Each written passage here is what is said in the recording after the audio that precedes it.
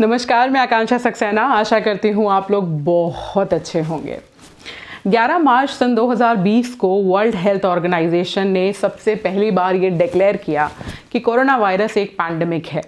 इस पैंडेमिक के खिलाफ लड़ने के लिए कई बड़े देशों ने तुरंत अपनी कवायद शुरू कर दी ताकि जल्द से जल्द इसके खिलाफ हम एक वैक्सीन डिस्कवर कर सकें, बना सकें और लोगों को इस वायरस से बचा सकें। आज प्रेजेंट टाइम में 10 महीने के अंदर पूरे विश्व के पास 6 वैक्सीन हैं कोविड-19 के खिलाफ। इन 6 वैक्सीन को इमरजेंसी यूसेज का अप्रूवल भी मिल गया है डिफरेंट अथॉरिटी से और ये डिस्ट्रीब्यूशन के फेज़ में भी आ चुकी हैं। आज इस वीडियो के थ्रू हम ये जानेंगे कि भारत का स्टैंड क्या है, वो किस तरह का एक मैनेजमेंट सिस्टम भारत सरकार ने बनाया है कि भारत के हर आम नागरिक तक 138 करोड़ की जनसंख्या तक किस तरह से ये वैक्सीन पहुंचेगी, किस मैनर में पहुंचेगी। एक आम नागरिक होने के नाते आपको इसकी इन्फॉर्मेशन बहुत ज़रूरी है क्योंकि ये एक ऐसा सिस्टम है, ये देश का सबसे बड़ा इम्यूनाइजेशन पैटर्न होने वाला है, सिस्टम होने वाला है क्योंकि ये किसी एज निर्धारित नहीं है, ये किसी स्पेसिफिक बीमारी के लिए नहीं है। ये एक ऐसा इम्यूनाइजेशन प्रोसेस है जो हर व्यक्ति के लिए, हर एज ग्रुप के लिए इक्वल लेवल पे इम्पॉर्टेंट है। लेकिन 138 करोड़ की इस जनसंख्या को एक बार में इम्यूनाइज नहीं किया जा सकता, तो ये फेज़ मैनर में होने वाला है। तो आइए समझने की कोशिश करते हैं कि कैसे ये आगे प्रोसीड करेगा। तो सबसे पहले भारत में जो वैक्सीन अवेलेबल हैं और क्या है स्टेटस बाकी की वैक्सीन का जो विश्व में इजाद की गई हैं। तो सबसे पहले चाइना और रशिया अपनी वैक्सीन के साथ आया।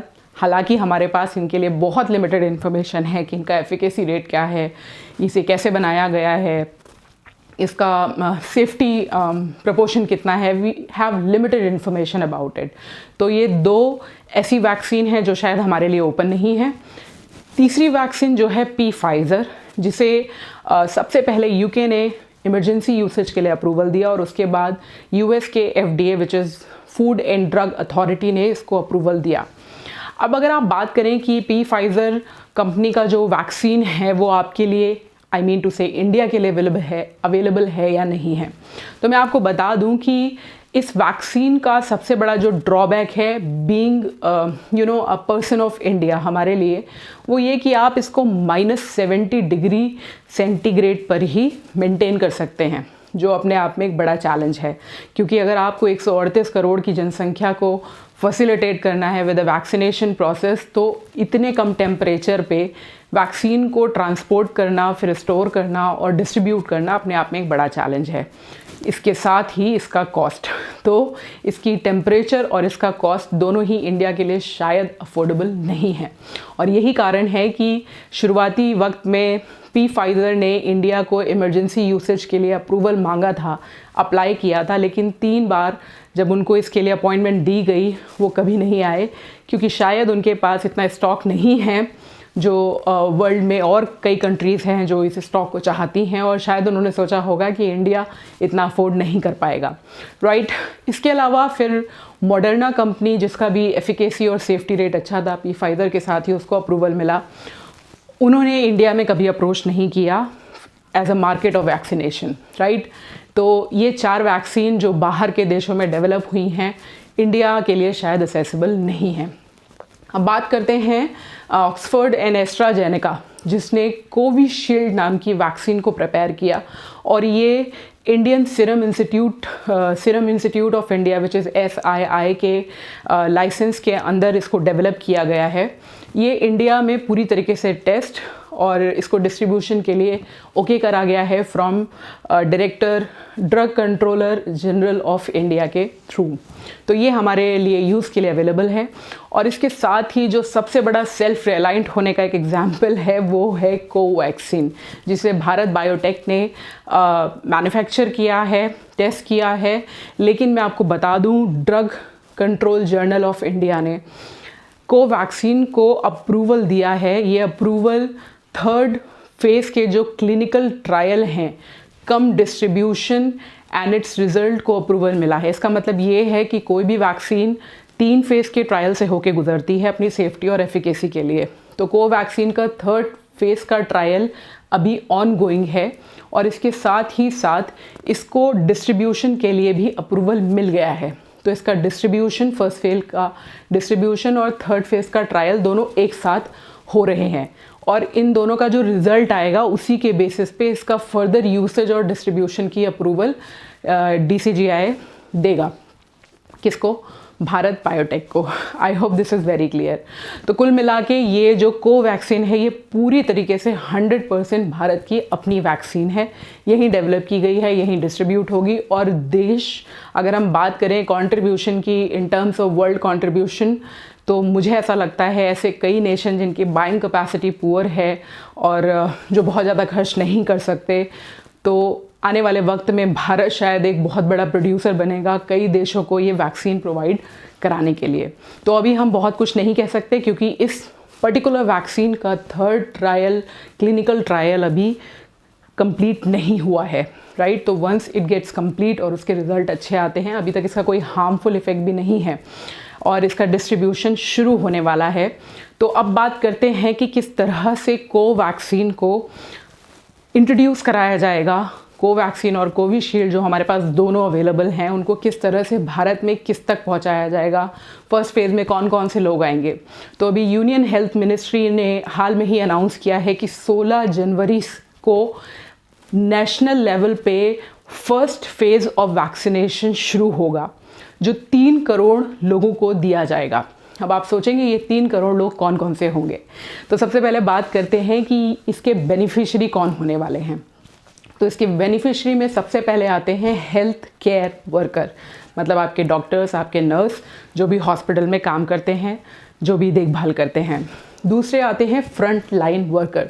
तो कोविड के टाइम में जब लॉकडाउन था और हम सब घर में थे, तो जितने लोग बाहर थे, चाहे वो डिफेंस के लोग थे, चाहे वो सिक्योरिटी के लोग थे, चाहे वो म्यूनिसिपैलिटी के लोग थे, तो फर्स्ट लाइन वर्कर जो हेल्प करते हैं, राइट, तो इन सारे लोगों को वैक्सीन मिलेगा। तो first health care worker, then second जो फ्रंट लाइन वर्कर होते हैं उनको, थर्ड में ये 50 साल से अधिक उम्र वाले लोगों को दिया जाएगा, और फोर्थ ये 50 साल से उन व्यक्तियों को दिया जाएगा जो किसी भी तरीके के क्लिनिकल इश्यूज से, डिजीज़ से ग्रस्त हैं, राइट। तो ये 3 करोड़ में ये 4 कैटेगरी होंगी: health care worker, front line worker, people more than 50 years of age, people less than 50 years of age, but with some clinical issues or disease. I hope this is very clear. अब आप सोचेंगे कैसे दिया जाएगा, right. तो कैसे के लिए एक कोविन वेबसाइट बनाया गया है, COWIN, राइट। आप इस वेबसाइट पर जाएंगे, यहाँ पर जितनी वैक्सीन अवेलेबल हैं उनका स्टॉक आपको दिखाएगा, कितने लोग रजिस्टर्ड हैं वो दिखाएगा, कितने लोगों को वैक्सीन मिल चुकी है ये दिखाएगा मिलने के बाद, राइट। तो प्रेजेंट में आप देखें तो अभी तक कुछ 69 लाख लोगों ने इस पर ऑलरेडी रजिस्टर कर दिया है। तो होगा ऐसे कि ये जो 4 कैटेगरी हैं, इन चारों कैटेगरी के लोग अपने आप को रजिस्टर करेंगे कोविन पर। ये एक IT प्लेटफॉर्म है, एक फ्लैगशिप प्रोग्राम के थ्रू इसको क्रिएट किया गया है। तो आप कोविन पे खुद को रजिस्टर करेंगे। रजिस्ट्रेशन के बाद अब एडमिनिस्ट्रेशन इसको किस तरह से एडमिनिस्टर करने वाला है। तो इससे पहले हम आगे बढ़े, मैं आपको बता दूं कि ये कितना बड़ा इम्यूनाइजेशन प्रोग्राम होने वाला है, जिसमें 20 से ज़्यादा मिनिस्ट्री साथ में कोलैबोरेट होकर काम कर रही हैं, चाहे एजुकेशन डिपार्टमेंट हो, रेलवे डिपार्टमेंट हो, लेबर डिपार्टमेंट हो, इलेक्ट्रिसिटी डिपार्टमेंट हो या कोई और डिपार्टमेंट हो। ऐसे रेलवेज़, मतलब कुल मिला के 20 से ज़्यादा मिनिस्ट्री कोलैबोरेट हुई हैं ताकि इस इम्यूनाइजेशन प्रोग्राम को सक्सेसफुली कंडक्ट कराया जा सके, राइट। तो इसका पूरा जो एडमिनिस्ट्रेशन होगा उसका एक प्लान ऑफ एक्शन है, और गवर्नमेंट ऐसा कहती है कि ये बड़ा इम्यूनाइजेशन प्रोग्राम हम 3 की प्रिंसिपल के बेस पर अचीव कर सकते हैं। पहला जो इलेक्शन होता है, जो हमारा एक्सपीरियंस है फ्रॉम इलेक्शन प्रोसेस, हमारा experience from universal immunization programme, और जो एक भागीदारी, जन भागीदारी है, पीपल पार्टिसिपेशन, इन तीनों को कोलैबोरेट करके हम इतने बड़े प्लान को आसानी से इम्प्लीमेंट कर सकते हैं। तो ये कैसे होगा? सबसे पहले डिस्ट्रिक्ट लेवल पर जो डिस्ट्रिक्ट मजिस्ट्रेट और डिस्ट्रिक्ट कलेक्ट्रेट है, उनकी जिम्मेदारी होगी कि वो डिस्ट्रिक्ट इम्यूनाइजेशन ऑफिसर के साथ लिंक करके ये इस्टेब्लिश करें कि वैक्सीनेशन की साइट्स कौन सी होंगी, वैक्सीनेटर कौन होंगे, सुपरवाइज़र कौन होंगे और बेनिफिशरी कौन होंगे। ये पूरा काम पूरी तरीके से फोकस्ड होगा bye district magistrate of the district, right. वो साइट्स को सेलेक्ट कर लेंगे। तो जो सेलेक्टेड साइट्स हैं उस पर ब्लॉक टास्क फोर्स जाके चेक करेगी कि क्या वहाँ सारी सुविधाएं ठीक हैं या नहीं हैं। तो आप सोचेंगे ये साइट्स कौन सी होंगी, तो जनरली ये वो साइट्स होंगी जो इलेक्शन करवाने के लिए हम चूज़ करते हैं। तो ये पहले से प्री डिटरमाइंड है। ये कम्युनिटी सेंटर हो सकते हैं, ये हॉस्पिटल हो सकते हैं, ये स्कूल्स हो सकते हैं, ये कम्युनिटी के द्वारा डेवलप किए गए और भी रिक्रिएशनल इंस्टीट्यूट्स भी हो सकते हैं, जो पूरी तरीके से डिटरमाइन किए जाएंगे through the district magistrate of district DM और the district collector of the district, right. Block team जाके इसको इंश्योर करेगी कि सारी चीज़ें अवेलेबल हैं या नहीं है, और एक डिस्ट्रिक्ट टास्क फोर्स होगा जो चेक करेगा कि वहाँ का इंफ्रास्ट्रक्चर, वहाँ की सिक्योरिटी और वहाँ की सेफ्टी प्रॉपर होनी चाहिए। तो एक बार ये साइट्स फिक्स हो जाएंगी, उसके बाद शेड्यूलिंग होगी, और शेड्यूलिंग में वैक्सीन कौन सी साइट पर किस दिन दिया जाएगा और कितने लोगों को दिया जाएगा ये इंश्योर करेगा district administration through DM, right. तो होगा ये कि एक दिन में एक साइट पर 100 लोगों को वैक्सीनेशन दिया जाएगा। तो मान लीजिए आपने खुद को रजिस्टर किया है और आपके एरिया में उस दिन साइट डिसाइड हुआ है कि इस साइट पर वैक्सीनेशन आज दिया जाना है, तो आपको मिलेगा appointment on your email ID, on your phone number जो आपने कोविन पर रजिस्टर किया है। आप इसका हार्ड कॉपी लेकर उस सेंटर पे जाएंगे।